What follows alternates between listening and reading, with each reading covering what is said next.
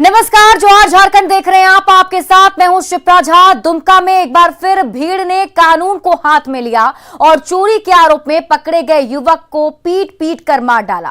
तालझारी थाना क्षेत्र के कपड़जोड़ा गांव में हुई मॉब लिंचिंग की इस घटना को लेकर एक बार फिर से विधि व्यवस्था और पुलिस की कार्यशैली पर सवाल खड़े हो गए हैं। झारखंड में एक और मॉब लिंचिंग, चोरी के आरोप में पीट पीट कर हत्या, सवालों में पुलिस की कार्यशैली। दुमका में लगातार कई पेट्रोल कांड की घटना के बाद एक बार फिर से दिल दहला देने वाली घटना हुई है। इस बार चोरी के आरोप में मॉब लिंचिंग की घटना ने एक युवक की जान ले ली। घटना तालझारी थाना क्षेत्र की है। पेड़ के पास ये खून के दाग बता रहे हैं कि यहीं पर सुरेश यादव की बेरहमी से पीट पीट कर हत्या कर दी गई। मृतक के परिजनों का आरोप है कि रात में उसे किसी अनजान नंबर से फोन करके बुलाया गया और सुबह उसकी मौत की खबर मिली। और रात को 3 बजे फोन किया था। एक बार बुलाया तो पापा ने गया, 2 बार फिर से फोन किया, तब फिर ये गया। बस फिर हम लोग सुबह 6 बजे जाने मार दिया। बांध के मतलब मार लिया था, उसको बना है। अच्छा, वही अभी तो काटना जगह जमीन का लफड़ा हुआ था, जैसे मेरा पिताजी बोला। मृतक सुरेश यादव सरैया हाट थाना क्षेत्र के अमन घट्टा का रहने वाला था और आरोपियों ने उसे फोन करके 1 किलोमीटर दूर कपड़जोड़ा गांव में बुलाया था, जहां उसकी पीट पीट कर हत्या कर दी गई। हालांकि जिस गांव में मॉब लिंचिंग की ये घटना हुई, वहां के ग्रामीणों का आरोप है कि वो एक घर से चोरी कर भाग रहा था, जिसे लोगों ने देख लिया, जिसके बाद उसकी पिटाई कर हत्या कर दी। इस पूरे मामले में पुलिस ने जिस तरीके से कार्रवाई की, उसको लेकर अब परिजन सवाल उठा रहे हैं कि बिना परिजनों को सूचना दिए शव को पोस्टमार्टम के लिए कैसे भेज दिया गया। तो बोले जब तक उसका कोई गार्जियन नहीं आया तो उससे पहले आप कैसे भेज दिए?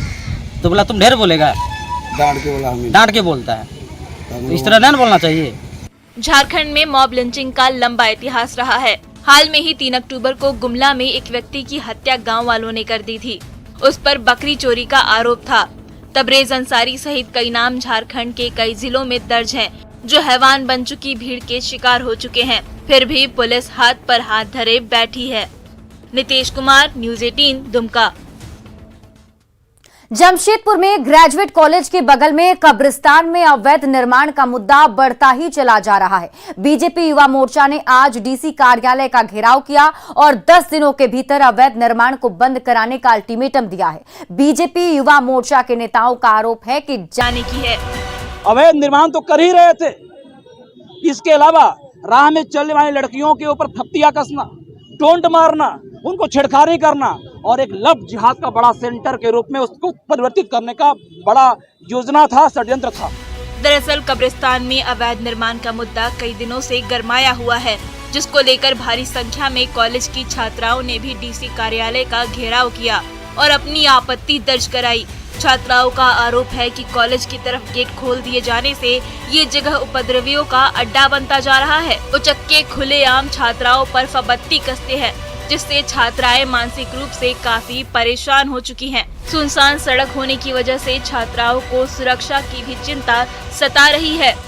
परेशानी ये है कि जैसे कॉलेज का गेट खुलता है, वहाँ पे लड़के लोग जमा हो जाते हैं और इतना भीड़ करता है और लड़की लोग को छेड़ते रहते हैं। हम लोग तब भी जितना भी प्रॉब्लम किसी और को बताएंगे, कोई सुनता नहीं है, इसलिए हम लोग आज ये मोर्चा लगाने आए हैं कि अभी जो कब्रिस्तान के सामने जो दूसरा गेट खोला गया है हमारे कॉलेज गेट के द्वार पे, वो बंद किया जाए। उसके वजह से बहुत ज्यादा अड्डाबाजी हो रहा है, जो हम सभी लड़कियों के लिए बिल्कुल सही नहीं है और इसकी वजह से छेड़खानी भी होती है, लड़कियों को तंग भी किया जाता है। कब्रिस्तान में अवैध निर्माण के विरोध और छात्राओं की सुरक्षा को लेकर बीजेपी युवा मोर्चा ने एसएसपी प्रभात कुमार की गाड़ी का भी घेराव किया, जिसके बाद उन्होंने गाड़ी से उतरकर उग्र कार्यकर्ताओं को समझाने का प्रयास किया। बावजूद इसके पुलिस जवानों से धक्का मुक्की की गई। फिलहाल बीजेपी युवा मोर्चा ने कब्रिस्तान में अवैध निर्माण बंद कराने के लिए प्रशासन को 10 दिनों का अल्टीमेटम दिया है और काम बंद नहीं होने पर और उग्र आंदोलन की चेतावनी दी है। प्रभंजन कुमार, न्यूज़ 18, जमशेदपुर। झारखंड में हेमंत सरकार फिलहाल युवाओं को बेरोजगारी भत्ता नहीं देने जा रही है। वित्त मंत्री रामेश्वर उरांव ने यह साफ कर दिया है कि राज्य सरकार बेरोजगारी भत्ता की जगह युवाओं को रोजगार के लिए ऋण उपलब्ध करा रही है, जिससे बेरोजगार युवा खुद का रोजगार कर सकते हैं। दरअसल विधानसभा चुनाव के दौरान घोषणा पत्र में हेमंत सोरेन ने सत्ता में आने पर बेरोजगार युवाओं को रोजगार मिलने तक बेरोजगारी भत्ता देने का भरोसा दिया था, लेकिन अब वित्त मंत्री ने कहा कि दोनों एक साथ नहीं दिया जा सकता। बाद में सरकार ने देखा कि बेरोजगारी भत्ता के जगह में अगर हम रोजगार दे दें, इस तरह की व्यवस्था करें तो रोजगार मिले लोगों को। अभी ऋण मिल रहा है रोजगार के लिए, जो चाहें कर सकते हैं, जो चाहें काम कर सकते हैं। ऋण आपको सबको मतलब लोन दे रही है सरकार, तो वही एक नतीजा है, वही बात है। जब तक रोजगार नहीं मिलेगा तब तक देंगे। ऐसा है ना कि दोनों तरफ तो नहीं होगा, एक तरफ न देंगे, उसको जमा करके 2 साल 3 साल का ऋण दे रहे हैं हम लोग, तो दिक्कत कहाँ, बढ़िया ना। बोकारो में आपकी योजना आपकी सरकार आपके द्वार कार्यक्रम का आयोजन किया गया। इसमें सीएम हेमंत सोरेन लाभुकों को जहां अपने हाथों से लाभ दिए, तो वहीं 541 करोड़ की 181 योजनाओं का उद्घाटन और शिलान्यास भी किया। सेक्टर 5 की पुस्तकालय मैदान में कार्यक्रम का आयोजन किया गया था। इस मौके पर हेमंत सोरेन ने आने वाले दिनों में जनता को और सौगात देने का भरोसा भी दिया, साथ ही विपक्ष पर भी निशाना साधा। 12 अक्टूबर से शुरू ये कार्यक्रम पहले चरण में 12 अक्टूबर से 22 अक्टूबर तक चलेगा, जबकि दूसरा चरण 1 नवंबर से 14 नवंबर तक चलेगा। ये पुस्तिका उन तमाम बातों की अभी हम लोगों ने 1 साल में तो इतना काम किया, अभी तो और भी बाकी है, और इसको लेकर हमारे विरोधियों के पेट में इतना दर्द हो रहा है, इतना दर्द हो रहा है कि रोज ना रोज कुछ ना कुछ झूठा षड्यंत्र और झूठा आरोप लगाकर हमारी गति को रोकने का प्रयास कर रहे हैं। चिंता मत कीजिए, इनके षड्यंत्र से हमारी गति ना रुकी है ना रुकेगी। और जो अभी हमारे विधायक, हमारे मंत्रीगणों ने कहा 32 खतियान, सरना कोड, निजी क्षेत्र में 75% की नौकरियां, अभी तो सरकार आपके द्वार आपका अधिकार लेकर के ये शिविर लग रहा है। ये कार्यक्रम खत्म होगा, उसके बाद फिर से हम शिविर लगाएंगे और स्थानीय कंपनियों पर जो 75% की नियुक्ति है उन सबको बैठ के कराया जाएगा। बालू उत्खनन पर लगी रोक की सरकारी समय सीमा 15 अक्टूबर को पूरी हो गई है। इसके बाद भी राज्य सरकार की ओर से बालू घाटों की बंदोबस्ती नहीं की गई है। बोकारो में गोमिया के आजसू विधायक लंबोदर महतो ने इसे लेकर झारखंड सरकार पर निशाना साधा है। लेकिन ये राज्य सरकार इतनी निकम्मी है, और ये राज्य सरकार की निकम्मेपन का ये नतीजा है कि ये सरकार के बने हुए 32 महीना से ज़्यादा हो गए, और इस 32 महीने में पूरे राज्य में ये एमडीओ की बहाली नहीं कर पाई है। बालू घाट का ऑक्शन नहीं हो पाया। प्रधानमंत्री आवास योजना का वो रोका हुआ है, पीएमजीएसवाई की योजनाएं रोकी हुई है, मुख्यमंत्री सड़क योजना की योजनाएं रुकी है। सारे विकास काम बालू के कारण बाधित है। बीजेपी विधायक अमर बाउरी और विधायक समरी लाल ने राजभवन जाकर राज्यपाल से मुलाकात की। मुलाकात के बाद मीडिया से बातचीत में अमर बाउरी ने कहा कि राज्य में दलितों और पिछड़ों को लगातार सताया जा रहा है। इस संबंध में उन्होंने विधायक समरी लाल का जिक्र किया। उन्होंने कहा कि समरी लाल ने नियमानुसार चुनाव लड़कर जीत हासिल की, जिसके बाद उन्हें सर्टिफिकेट दिया गया, लेकिन अब उन्हें फर्जी कहकर अपमानित किया जा रहा है। विधायक ने पलामू में मुसहरों के घरों को उजाड़ने का मामला भी राज्यपाल के सामने उठाया। और दलितों का विशेष करके इस सरकार के अंदर जिस तरह से दमन हो रहा है, वो उदाहरण पहले इतिहास में कभी देखने को नहीं मिला है। आज हम लोग महामहिम राज्यपाल जी के यहाँ मिले थे और हम लोगों ने कहा कि भी किस तरह से आदरणीय विधायक समरी लाल जी को प्रताड़ित किया जा रहा है। सदन के अंदर नेता सदन है, उनको जो है फर्जी कह रहा है, जबकि सरकार के द्वारा, व्यवस्था के द्वारा उनको सर्टिफिकेट दिया गया, जिसके माध्यम से वो चुनाव लड़े और जीत करके अपने क्षेत्र का प्रतिनिधित्व कर रहे हैं।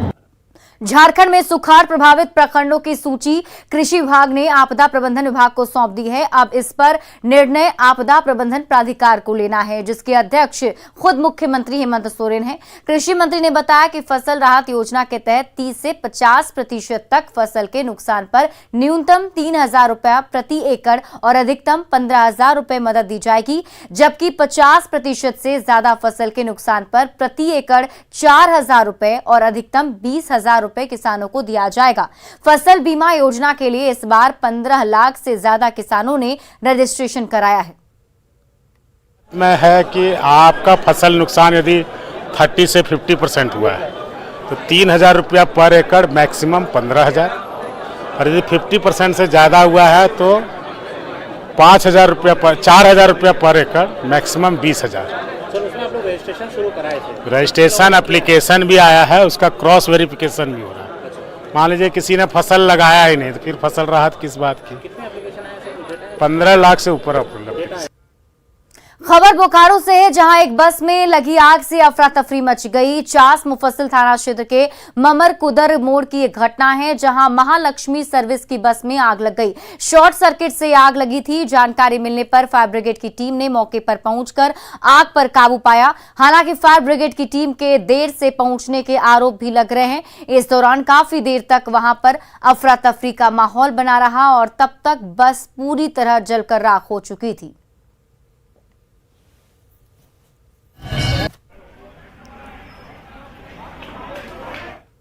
इधर हजारीबाग में एक चलती ट्रक में आग लग गई, जिसमें लाखों का कपड़ा जलकर बर्बाद हो गया। ट्रक पर कपड़ा लदा हुआ था।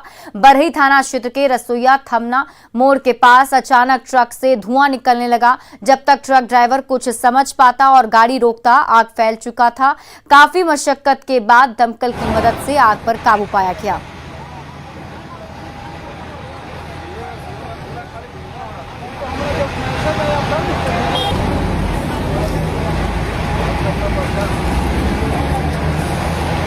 आग के बाद अब बात पानी से बर्बादी की। रांची के इलाके पानी की किल्लत से परेशान हैं, तो रांची के बरियातू के बड़गाई में पानी की बर्बादी हो रही है।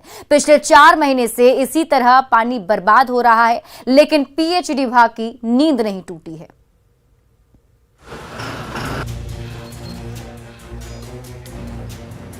जेसीबी के पंजे चलते जा रहे हैं और सड़क से दलदल में तब्दील जगह से कीचड़ निकाला जा रहा है। मौके पर मौजूद लोग इसे देखकर थोड़ी राहत की सांस ले रहे हैं। सोच रहे हैं कि शायद अब इस सड़क से गुजरने में उन्हें परेशानी से मुक्ति मिलेगी। ये तस्वीर रांची के बरियातू के बड़गाई की है, जहां पाइपलाइन फट जाने की वजह से सप्लाई के वक्त पूरे मोहल्ले में पानी भर जाता है। क्या हर समय आता है? ये तो मतलब गर्मी बरसात तो खुद दिक्कत देता ही है। गर्मी में पूरा दिक्कत हो जाता है। कंप्लेन हम लोग पार्षद, विधायक, सांसद सबके पास दिए हुए हैं। यह हालत कोई 1 या 2 दिन से नहीं, बल्कि 4 महीने से पानी इसी तरीके से बर्बाद हो रहा है, लेकिन पीएचईडी विभाग ने इस पर संज्ञान तक नहीं लिया। लोगों की शिकायत के बाद भी पीएचईडी विभाग की नींद नहीं खुली। पानी का बहाव इतना होता है कि ये घर में घुस जाता है, तो आप अंदाजा लगा सकते हैं कि अभी तक कितना पानी बर्बाद हो चुका है। सप्लाई का पानी आते रहता है और उससे चलते पूरे मोहल्ला वासियों के लिए तकलीफ का कारण बना रहता है। कितने दिन से परेशानी है? ये करीब 3-4 महीना से लगातार पाइप फटा हुआ पंचमुखी हनुमान मंदिर के पास। वहाँ से कई बार आया लोग, बताया गया, लेकिन कोई काम कर नहीं पाया। आता है लोग, खाना पूर्ति करता है लोग और चले जाते हैं। गर्मी के दिनों में रांची के कई इलाकों में लोग पानी को तरस जाते हैं। वहीं दूसरी तरफ बरियातू के बड़गाई में पानी की ऐसी बर्बादी हो रही है। क्या हर दिन आप लोग इसी तरीके से मुश्किलों का सामना करना पड़ता है? परेशानी तो होता है।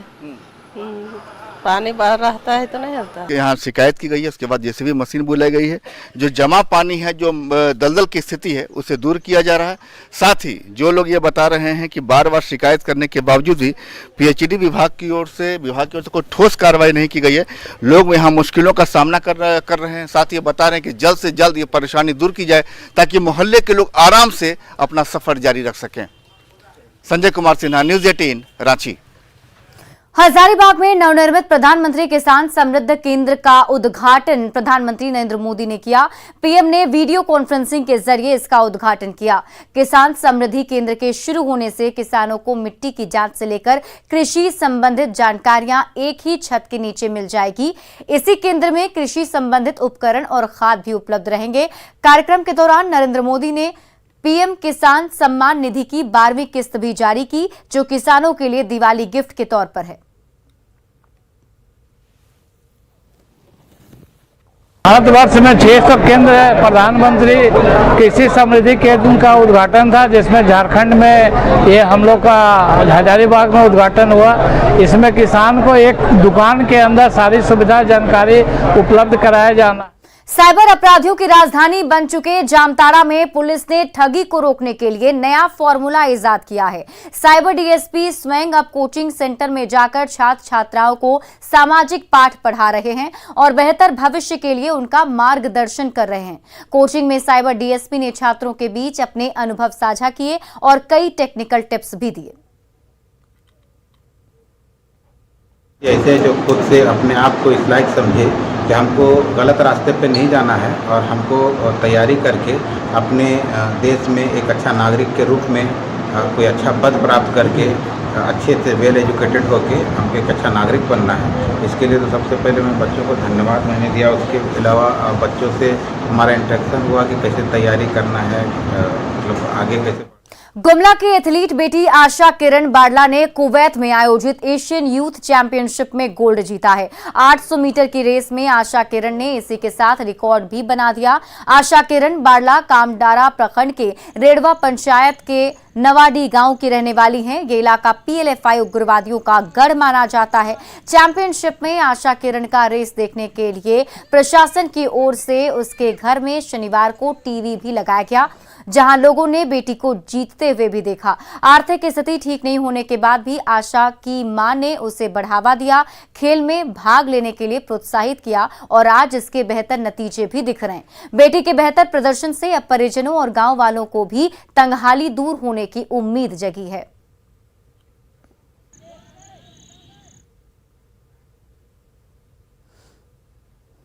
और आइए अब देखते हैं झारखंड 2020।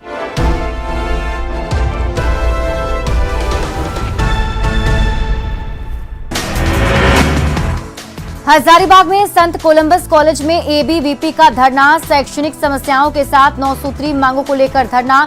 UG और PG की सीटें बढ़ाने की मांग। पाकुड़ के डांगापाड़ा पंचायत में आपकी सरकार आपके द्वार कार्यक्रम। सैकड़ों ग्रामीणों का ऑन द स्पॉट समस्याओं का समाधान। गुमला के भरनो प्रखंड में किसान पर जंगली भालुओं ने किया हमला। खेत देखने किसान गया हुआ था, तभी हमला किया गया। जमशेदपुर के ग्रेजुएट कॉलेज के बगल में अवैध कब्रिस्तान के निर्माण का आरोप। बीजेपी युवा मोर्चा ने उपायुक्त कार्यालय के सामने किया प्रदर्शन। बीजेपी के कार्यकर्ताओं के साथ छात्रा भी शामिल। रामगढ़ के मांडू प्रखंड में भारत जोड़ो यात्रा का आयोजन। मौके पर कई लोगों ने ली कांग्रेस की सदस्यता।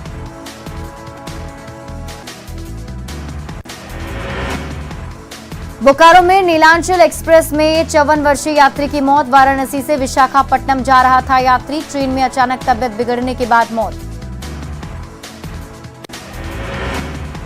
हजारीबाग के बरही थाना क्षेत्र में चलती ट्रक में लगी आग। कपड़ा लदा ट्रक धू धू कर जला। लाखों का कपड़ा जलकर खाक।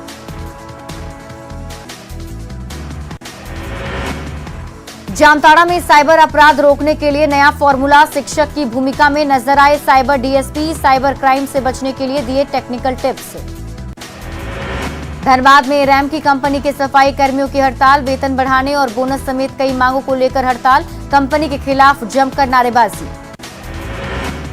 गिरिडीह के बरमसिया पहुंची छत्तीसगढ़ पुलिस। नर्सिंग होम के संचालक SK डोकानिया की बहू की आभूषण समेत अन्य सामान लेने पहुंची पुलिस। डॉक्टर पर बहू के साथ मानसिक और शारीरिक प्रताड़ना का आरोप। गुमला के घाघरा थाना क्षेत्र में बेकाबू ट्रक से पेड़ से टकराया। हादसे में चालक गंभीर रूप से जख्मी। ट्रक पूरी तरह से क्षतिग्रस्त।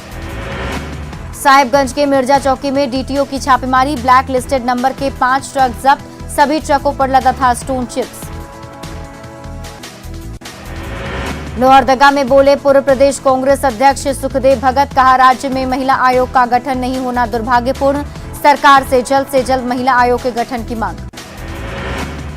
जामताड़ा के सभी प्रखंडों में आपकी सरकार आपके द्वार कार्यक्रम का आयोजन, मोरबासा में खतियानी रैयतों का काटा गया ऑफलाइन रसीद, पेंशन के साथ जॉब कार्ड का भी वितरण।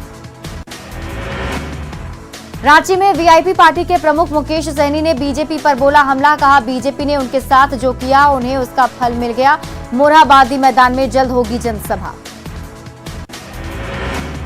लोहरदगा के किस्को प्रखंड में आपकी सरकार आपके द्वार कार्यक्रम का आयोजन, 30 दिनों के भीतर समस्या के समाधान का अधिकारियों ने दिलाया भरोसा।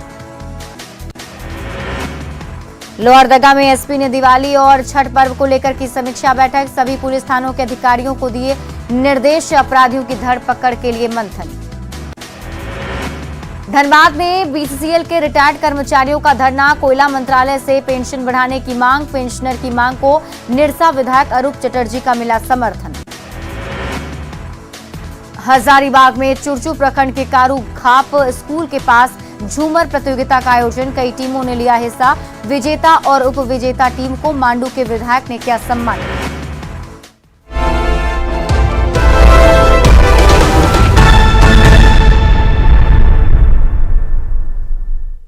और फिलहाल इस बुलेटिन में अभी के लिए बस इतना ही। आप देखते रहिए न्यूज़ 18 बिहार झारखंड।